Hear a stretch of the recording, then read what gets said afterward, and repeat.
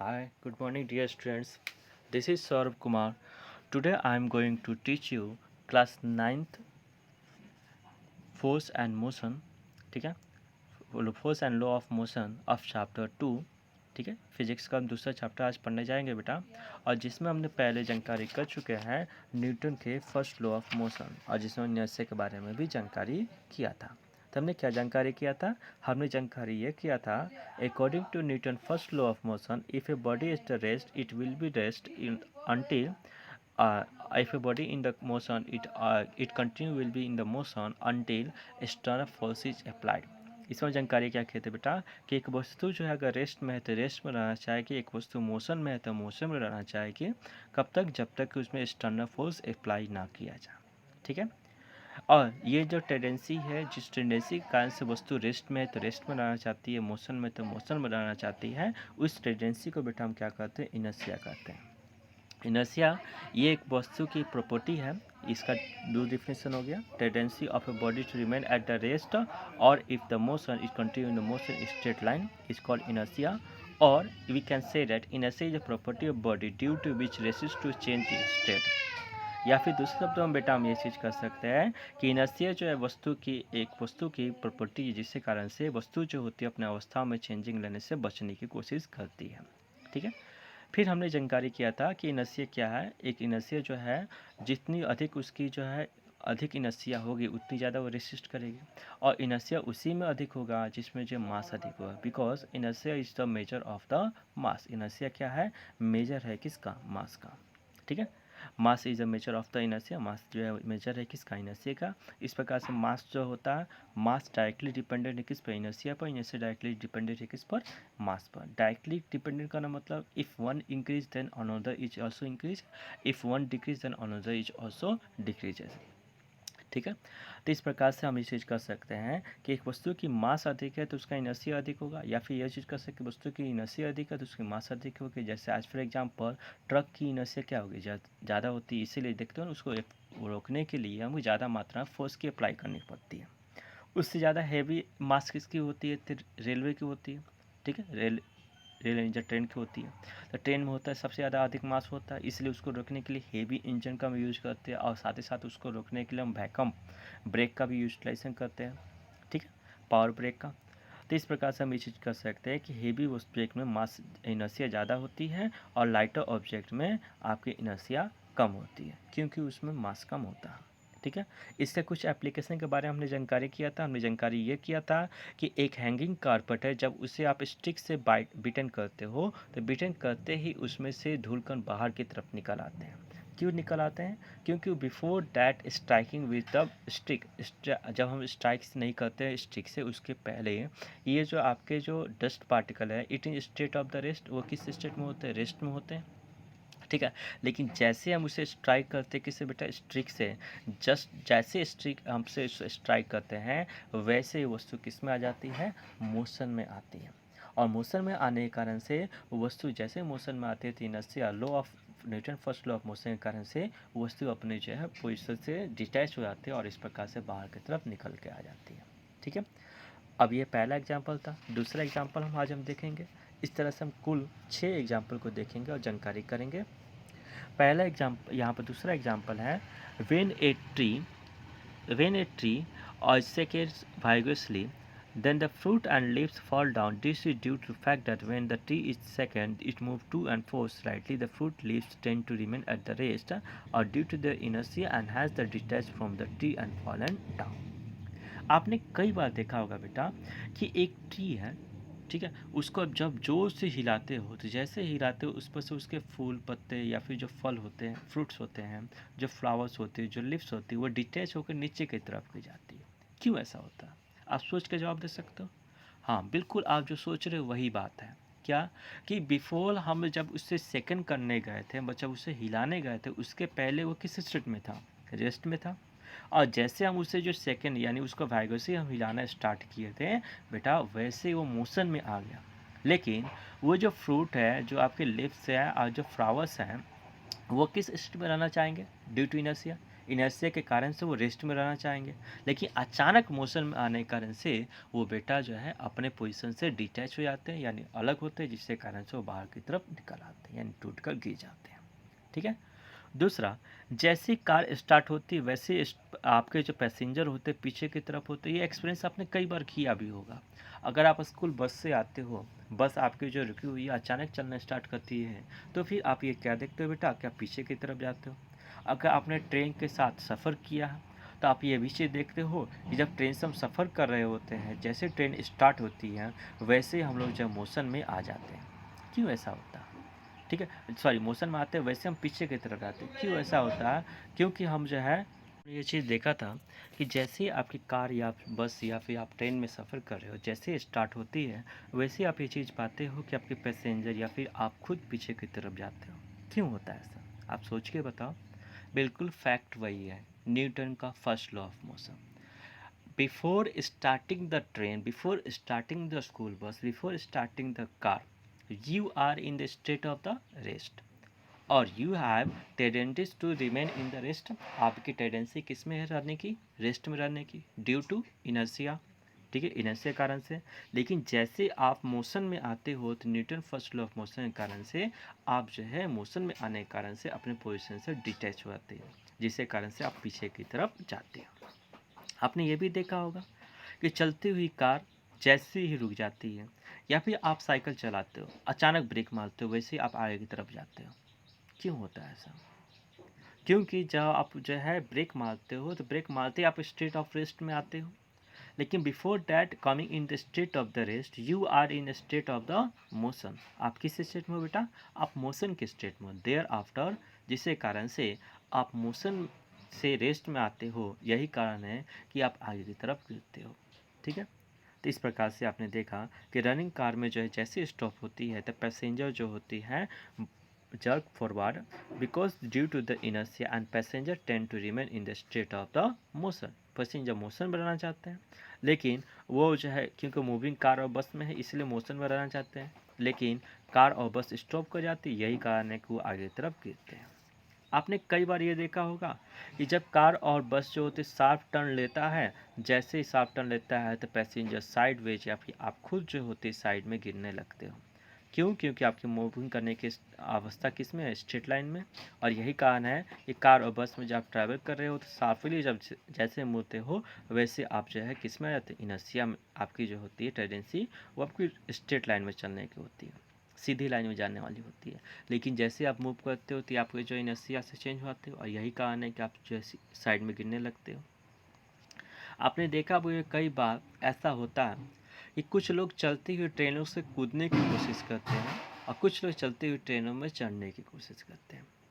ऐसी अवस्थाओं में आपने कई बार ये बात भी देखा होगा बेटा कि जब व्यक्ति जो चलती हुई ट्रेन में चढ़ने की कोशिश करता है उस समय भी उसको जो है चोट लगती है, और जब वो उतरने की कोशिश करता है तभी जो है वो गिर भी जाता है, और कभी कभी बहुत भयानक एक्सीडेंट भी हो जाता है। तो बच्चों, आप क्लास 9th के स्टूडेंट हो, आप फिजिक्स पढ़ रहे हो, तो इस बात का ध्यान रखो कि कभी भी चलती हुई बस में, चलती हुई ट्रेन में चढ़ने की कोशिश नहीं करनी है और नहीं उतरने की कोशिश करनी है। क्यों नहीं करनी है? ये चीज़ बहुत अच्छी तरीके से क्लियर हो जाएगी अभी इस टॉपिक के माध्यम से। ये क्योंकि बहुत ही खतरनाक है। उस समय जो है आपके हाथ पैर पे चोट लग सकती है, गंभीर चोट आ सकती है, जिसके कारण आप जो है हैंडीकैप भी हो सकते हो। ठीक है, तो आप समझ सकते हो कि कितनी खतरनाक हो सकती है आपके लिए। ठीक है, तो इसलिए इन सभी चीज़ों से बचना है, कभी हीरोबाजी नहीं करनी है। बहुत सारे बच्चे जो हीरोबाजी करते हैं, तो हीरोबाजी का आप लोग बिल्कुल नहीं करोगे। तो इस प्रकार से हम देखेंगे क्यों होता है। क्योंकि जब आप चलती हुई बस में जो है चढ़ने की कोशिश करते हो, तो चलती हुई बस में चढ़ने की जब कोशिश करते हो तो आपकी स्पीड उतनी ज़्यादा नहीं होती, आपका मोशन उतना हाई नहीं होता।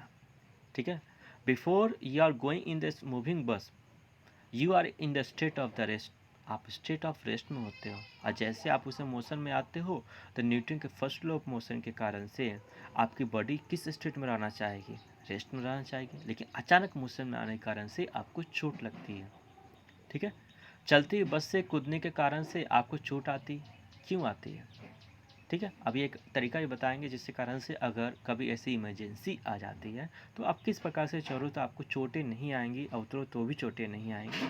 ठीक है, तो यहाँ पे जो है देखो, जब चलती हुई बस जो है, जब उतरने की कोशिश करते हो तो वैसे ही आप गिर जाते हो, क्योंकि जब चलती हुई बस है तो वो किस स्टेट में है? मोशन में। आपकी बॉडी भी किस स्टेट में रहना चाहिए? मोशन में। लेकिन जैसे उतरते हो वैसे ही आप किस स्टेट में आते हो बेटा? रेस्ट में आते हो। और यही कारण है कि आपको चोट लग जाती है, आप गिर जाते हो, आपको चोट हो जाती है, आपका एक्सीडेंट हो जाता है। ठीक है, बहुत सारे एक्सीडेंट आपने देखा होगा जो कि ऐसे चलते हुए ट्रेन से उतरने की कोशिश लोग में करते हैं और उसी समय एक्सीडेंट भी हो जाता है। ठीक है, तो ऐसी गलती हालांकि आपको नहीं करनी है। हालांकि कभी ऐसी सिचुएशन बन जाए, बहुत इमरजेंसी है, बहुत ज़्यादा इमरजेंसी है कि अब उसके अलावा कुछ हो नहीं सकता है, तो फिर इस अवस्था में आपको चलती हुई बस से उतरने की कोशिश करनी है। तो हालांकि उसकी स्पीड कम होने का कोशिश करो, स्पीड कम होती है, उतरो। और जिस डायरेक्शन में जा रही है बस, बस ईस्ट में जा रही है बेटा, तो आपको ईस्ट में भागना है। ठीक है, और उतने ही स्पीड से भागना होगा जितनी स्पीड से आपकी बस मूविंग कर रही है। अगर उससे कम स्पीड में भागोगे तो आपके पैर रखराएंगे और फिर आप गिर जाओगे। ठीक है, और चढ़ने की बात है, तो जैसे ही आपका चढ़ने की बात है, तो जिस दिशा में आपकी बस जो है रनिंग कर रही है उसी दिशा में आपको रन आउट करना पड़ेगा और उतने ही स्पीड से रन आउट करना होगा, फिर अचानक आपको उसमें जंप करना होगा। लेकिन ऐसी गलती भूल कर भी आप नहीं करना। ठीक है, क्योंकि ऐसी गलती करोगे तो फिर आपके लिए डेंजरस हो सकता है, आपके लिए हाथ पैर टूटने की संभावना बन सकती है, आपको बहुत दिनों तक की मुसीबत का झेलने की कोशिश करनी पड़ेगी। ठीक है, तो इस प्रकार से हम न्यूटन फर्स्ट लॉ के एप्लीकेशन के बारे में जानकारी हमने किया। तो Newton first law of motion से आपको 3 तरह के क्वेश्चन बनेंगे। एक होगा व्हाट इज इनर्शिया, ठीक है, इनर्शिया क्या है, लॉ ऑफ इनर्शिया बता दीजिए, फिर आपको Newton first law of motion बता दीजिए। आपसे क्वेश्चन पूछा जा सकता है 1 नंबर का कि किस वस्तु में आपकी हाई इनर्शिया होगी, एक हैवी ऑब्जेक्ट में, एक लाइट वेट में, तो आपको जानकारी देना होगा। या फिर आपसे पूछा जा सकता है why do fruit leaves and the leaves of the tree is get detached when we vigorously second it। जब उसे तेजी से हम हिलाते हैं तो उसमें से ट्री के पत्ते जो होते हैं वो उखड़ के नीचे की तरफ गिर जाते हैं। ऐसा क्यों होता है? ये से क्वेश्चन आपसे पूछे जा सकते हैं। या पूछा जा सकता है कि डेंजरस क्यों होकर चलती बस में नहीं चढ़ना चाहिए, उतरती और चलती हुई बस में नहीं उतरना चाहिए, नहीं चढ़ना चाहिए, ऐसा क्यों नहीं करना चाहिए? ऐसे क्वेश्चन आपसे पूछे जा सकते हैं। Now we are going to talking about next topic, that is topic is the momentum. In this topic we have study what is momentum. ठीक है, क्योंकि बेटा आप मोमेंटम के बारे में नहीं जानकारी करोगे तो न्यूटन के सेकंड लॉ ऑफ मोशन के बारे में जानकारी आपको बिल्कुल अधूरी होगी। ठीक है, तो इसलिए हम न्यूटन के सेकंड लॉ ऑफ मोशन के बारे में जानकारी करने से पहले हम यहाँ पर मोमेंटम के बारे में जानते हैं। Momentum is defined as the product of mass and velocity. Momentum को बेटा हम डिफाइन करते हैं किसके रूप में? मास और वेलोसिटी के रूप में। ठीक है, momentum is the product of the mass and velocity. Momentum का सिंबल होता है बेटा P, मास का आपका सिंबल होता है M और वेलोसिटी का सिंबल क्या होता है? V। इस प्रकार से ये मोमेंटम का आपका फॉर्मूला हो गया और मोमेंटम का ये डिफिनीशन हो गया। मोमेंटम का मतलब क्या हुआ? मोमेंटम जो है, मोमेंटम के हिंदी क्या होता है? समवेग होता है। समवेग यानी वेग के साथ, तो वेग के साथ कौन होता है? तो मास ही ना होगा। तो इसलिए इस ये प्रोडक्ट हम लोग कहते हैं किसका? Product of mass and the velocity. ठीक है, इसकी एसआई यूनिट की बात करें तो केजी मीटर पर सेकेंड होगा। ठीक है, केजी मीटर पर सेकेंड।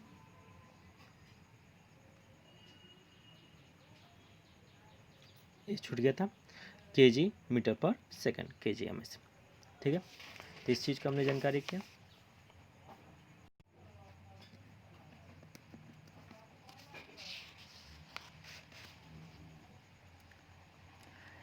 सभी चलती हुई वस्तुएं जो होती है उसमें मोमेंटम होता है। क्यों मोमेंटम होता है? क्योंकि मोमेंटम किस पे डिपेंड करता है? मास और वेलोसिटी पर।